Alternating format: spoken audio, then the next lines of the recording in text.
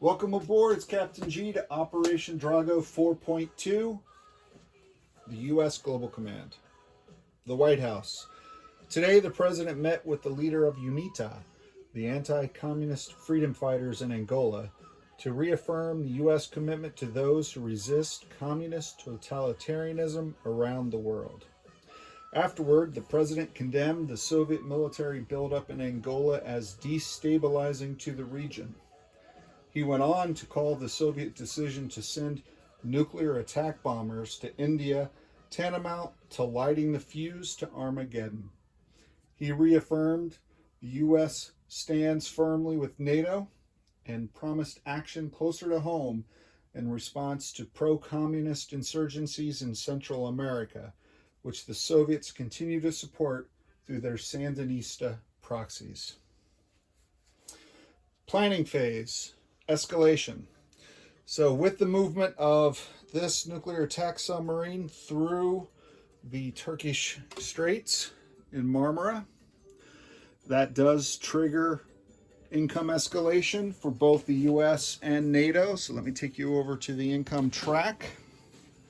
While NATO doesn't increase their cash on hand, they do automatically move from 12 to 14, but they're still at DEFCON 4. The U.S. moves from 17 to 19. And then with this turn, and every turn since turn 2, they move up 7 for basic intelligence, the U.S. So from the U.S. moves up 1. Only NATO moves up 2. So from 17 to 18, and then from 18 to 25 is the 7. So with 25, the U.S. is now at DEFCON 4, and their expeditionary forces are 2 airborne and a Marine. Now on the NATO video, I mistakenly placed those immediately, but those do not get placed immediately. They get placed with the US purchases at the end of the turn. So I will do it correctly with the US. All right, I'll take you back over here because next up is technology research. All right.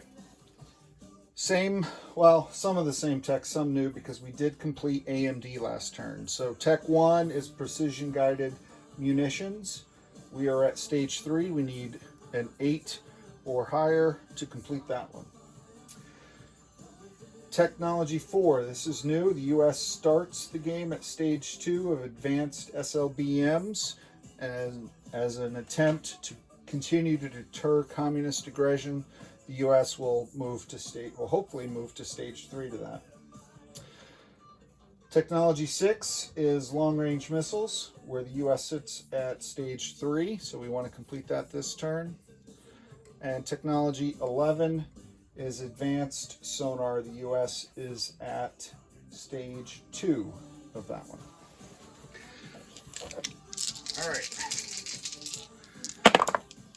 All right. Okay. Red is a 9, success.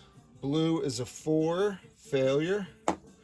6 is an 11, success.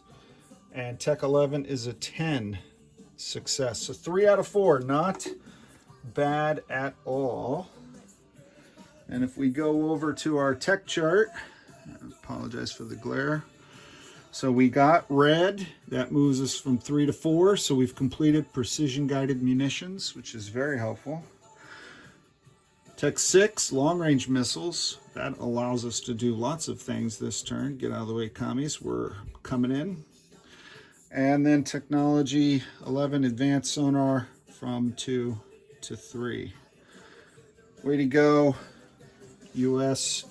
industry and technology leaders. All right, so that completes tech research. Now let's go, and I'm bouncing you around. I should have taken you here directly. Let's go over here. Sorry for the movement. Pay no attention to those cruise missiles. They don't come into play yet. All right, the Soviets have placed a insurgent. Red is insurgent, green are military advisors. In Costa Rica. Now you may notice the additional paramilitary that are already in Costa Rica in here. I realize I missed escalation of forces. Once this aligns to the Soviets, then the territories that border it, once it becomes PRF, they automatically get a paramilitary, which I missed. And then when this aligned with the US, it got a paramilitary. So with this, we will do same for Costa Rica to liberate those people from Soviet guerrilla attacks, as we did, hopefully, in Honduras, which we're going to send one military advisor. We need a 10 or more, and we will spend 2 IPP to bring in CIA agents to buy arms and loyalties of locals and do all the things the CIA does very well to end this communist insurgency. So 3 dice. We need a 10 or higher in one of them. All right, 5, 1, 12. So the CIA succeeded this time while the Green Berets did not. So either way, that's a success for the US, and we remove the insurgent. We add a US roundel, which I had one here. Here we go. And then we also, because the paramilitary is already there, they get their inherent paramilitary, which gives them 2 there in Costa Rica. So success. And because the PRF does not border anyone else, I think that ends their destabilization of the region, hopefully. But that's up to the Politburo, I guess. All right, so that completes global operations. Now, request nuclear release. Let's go. I just put that away, so let's go back. We're going to move you again over to the battle board. Okay, so last time the president of Pakistan pledged not to use nuclear weapons to retaliate against India, and we hoped for a peaceful de-escalating response from Moscow and New Delhi, and instead the Indians have now released nuclear weapons, and the Soviets sent them a nuclear attack bomber. So now we want Pakistan to be able to defend themselves with battlefield nukes. So we need an 11 or higher, and we only get 1 dice because we still only have that 1 casualty in the border conflict. A 5. A 5 is not sufficient. So Pakistan still is non-nuclear in whatever attack the Soviets might have next. I should not have taken off my glasses when I rolled. That was unnecessary. Pardon me. Hold on. All right, purchase IPP. Purchase units with your IPP. So let's take you here where we have some space. And we'll bring out the build plate for the US. All right, so these are the expeditionary forces. We just moved here. 2 airborne and a Marine. I will place them at the end of the turn. This is the U.S. military advisor we sent to Costa Rica, and the 2 IPP for the CIA down there. So they're done already. Thank you. We're spending 6 IPP.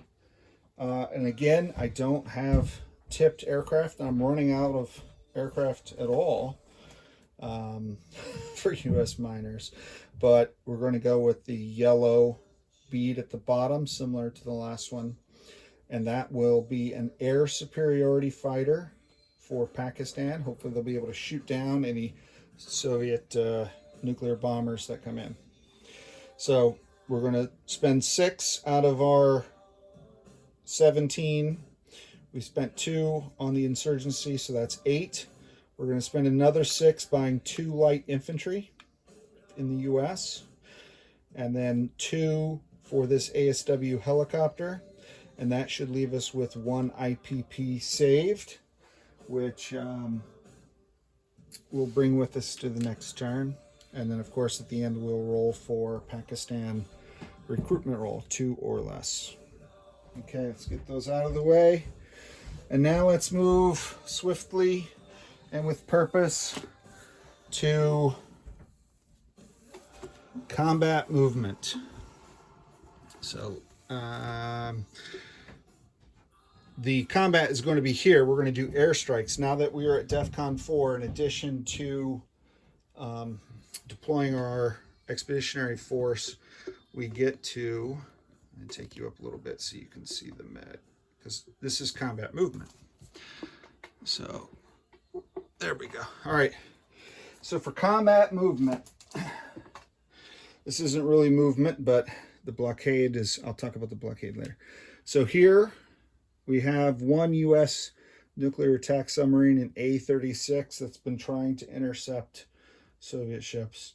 But they do have the ability of firing one cruise missile, and they will fire it directly into Nicaragua. So that's one.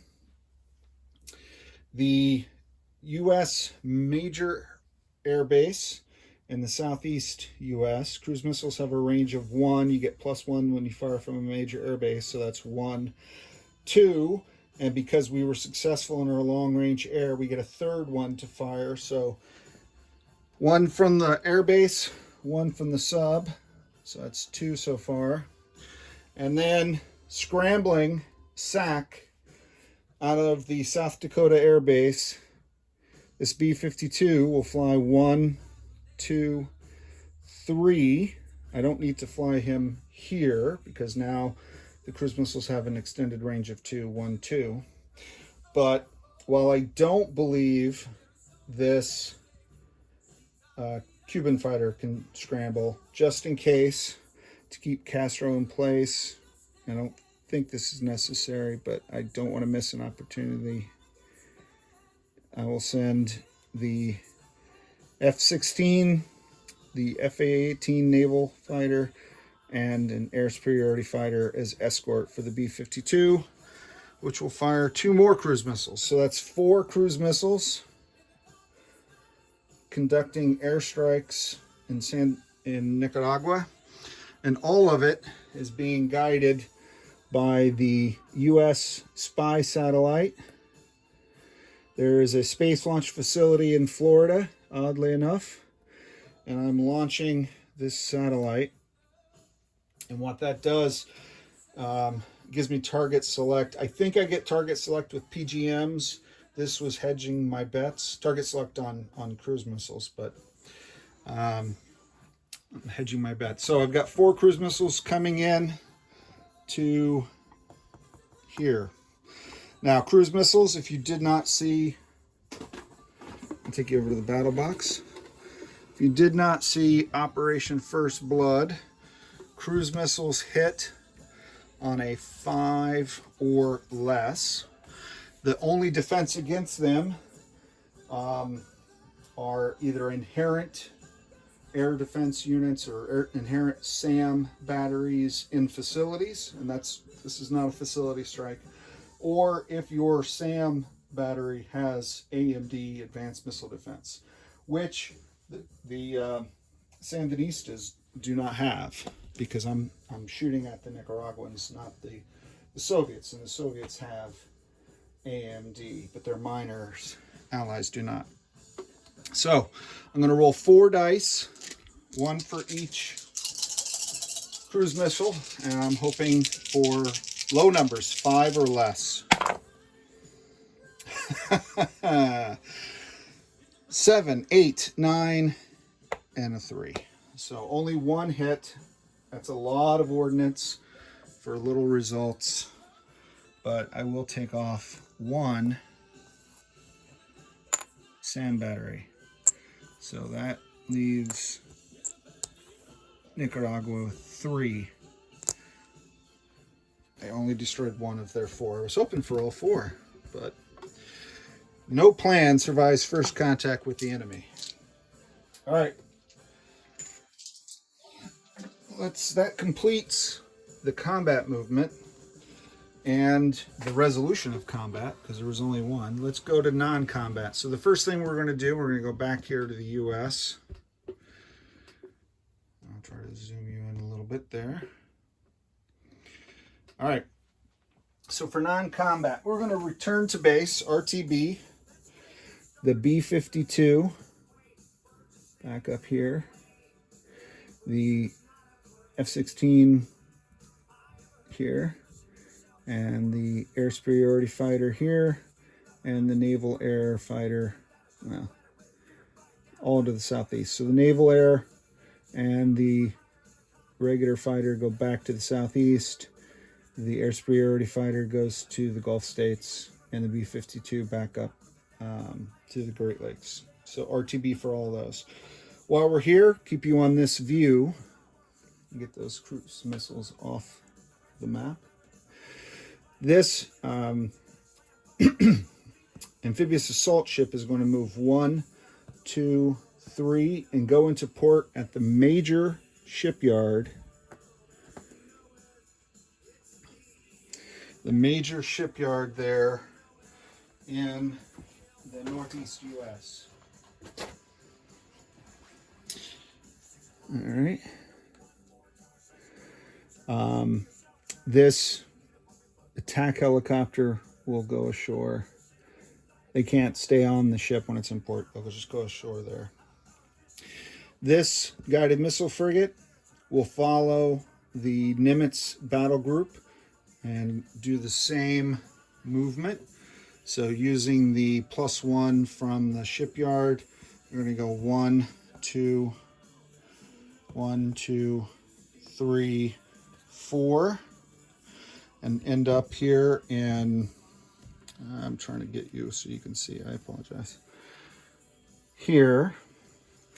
Now, they get there right when the Nimitz battle group, and I'm not going to move the card, I'm going to move the token, is leaving using the major port for a 4th movement, if needed.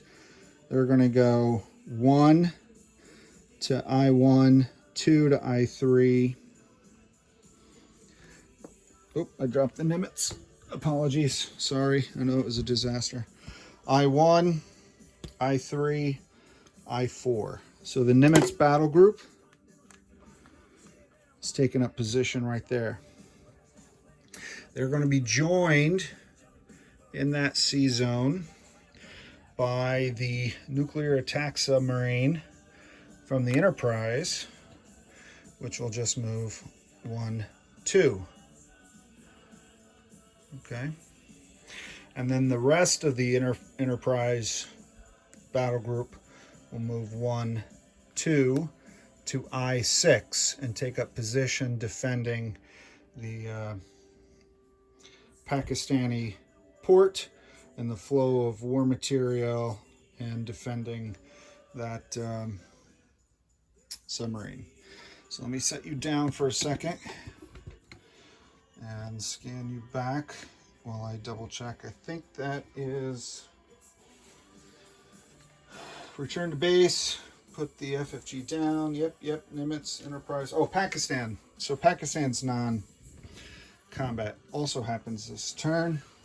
So the 2 artillery will move up into northern Pakistan with those mechs. Now, a border attack is against everything in the border, but if there's ever an attack on one land zone versus another, I wanted to make sure that those guys were up there. All right, so now we go to end of turn. So place units. Let me calculate you back over here because I'm placing the first units over here. Set this down. Okay. So we're going to put the ASW helicopter in the Northeast U.S. We're going to place the 2 light infantry, 1 in central United States next to that minor airbase, and 1 in Great Lakes, U.S. next to that major airbase. And that's all the unit. Well, now we got to place these guys. So the Marines in the Southeast USA And the 2 airborne, I'm going to place 1 airborne in the Gulf states and 1 airborne in the Southeast USA with the other airborne. And I'll do a recap at the end for Flak 88. All right, so next up is a recruitment roll. So back to the battle board we go, or battle box rather. I need a 2 or less for Pakistan recruitment. A 9, alas. All right. Now we deliver military aid. So since you're already in Pakistan, you're going to see the delivery of the 2nd Air Superiority Fighter to northern Pakistan at that air base. So I've got 2 ASFs. Oh, no, you're not looking at Pakistan. Sorry. So delivered it here at the air base. So there's 2 Pakistani Air Superiority Fighters there. Now we're going to go to collect income. So with Costa Rica staying free, we don't have another 2 escalation. So we ended at 25, and I'll grab 2 ships. And then we had 1 left over, right? So purple is 25, 26. So the US will have 26 IPP next turn, and this completes turn 4. Next up is Flak 88, turn 5.1, the Warsaw Pact for Captain G. If you're watching the turn, this is it, over and out. And if you're staying on for the end credit scene, if you will, I'm going to do, as I mentioned, a quick restatement of forces. So let's start in this side of the world. Let's talk about these 2 naval task forces. What is where? All right, there we go. So in the Northern Task Force in I-6, we have the Enterprise Carrier Battle Group. So that is 1 super carrier, 1 Top Gun naval ASF, 1 naval fighter, 1 cruiser, 1 destroyer, 2 frigates, an amphibious assault ship, and an ASW helicopter, which I should have done that during the movement, but I am repositioning onto the carrier. I'm moving it off the amphibious assault ship. Okay. In I-4, down here, there we go, I have the Nimitz battle group, and that is the Nimitz super aircraft carrier, 1 naval ASF, 1 naval fighter, 1 ASW helicopter, 1 battleship, 1 cruiser, 1 destroyer, 1 frigate, and 1 nuclear attack submarine. And then unable to move still, because he's not in the U.S. land zone, he's in a NATO territory. You have to be in DEFCON 3 to move them, is the U.S. B-52, and that's the same for all the U.S. Units starting in NATO territory. They still can't move. So let's go over here as we go around the world. We have the frigate that we just moved to A-49 off the coast of South Africa. And then as we come up here to the U.S., I'm going to take you up a little bit and zoom you in. All right. In A-36, we have 1 nuclear attack submarine. You saw that I had a blockade there, and I kind of took it off. So in case of emergency, break glass, just for everyone watching, the U.S. is at DEFCON 4, and they cannot blockade Nicaragua or any enemy port until they're in DEFCON 3. But the sub is already in position, so the moment they would jump to DEFCON 3 or higher in response to further aggressions, then that automatically puts the port into a blockade status. So it's not blockaded right now, But if someone should declare war on the U.S. or one of their allies or attack us, then that would instantly blockade the port. All right? So just look for that and just know that that's a thing. In the Gulf states, moving up to Texas, Louisiana, we have one air superiority fighter, one A-10, one SAM battery, and one airborne unit. In the southeast U.S., very crowded because of the 3x6 map. If you get a 5x10, you have more room than anybody anywhere. So I don't have that. I have 2 U.S. Marines. I have 2 U.S. airborne units. I have 1 next-gen MBT. I have 1 stealth fighter. I have 1 Air Force fighter. I have 1 naval fighter. And I have 2 naval attack bombers, all in the southeast U.S. In the northeast U.S., in port at the major shipyard is 1 amphibious assault ship. Ashore, I have 2 next-gen MBTs. I have 1 attack helicopter, which I've designated as a Marine Corps attack helicopter, but it does not matter. Doesn't have any special abilities. That's just for fun. And 1 ASW helicopter at the Naval Air Station. And central U.S., a light infantry. In the Great Lakes, a light infantry and a B-52 bomber. And the crews are taking credit for the 1 cruise missile hit, but I think it was the sub. All right. That is all of the U.S. forces in U.S.-controlled zones. Let me just double-check Pakistan, because they're a U.S.-controlled minor. 2 MBTs in the south, 2 mechs, 2 artillery, and 2 air superiority fighters in the north. And I guess this guy's technically... Oh, that's a U.S. and he's at a U.S. airbase. I forgot about that. Well, there you go. Those... Mujahideen in Afghanistan. Totally forgot about them. This is Captain G, over and out.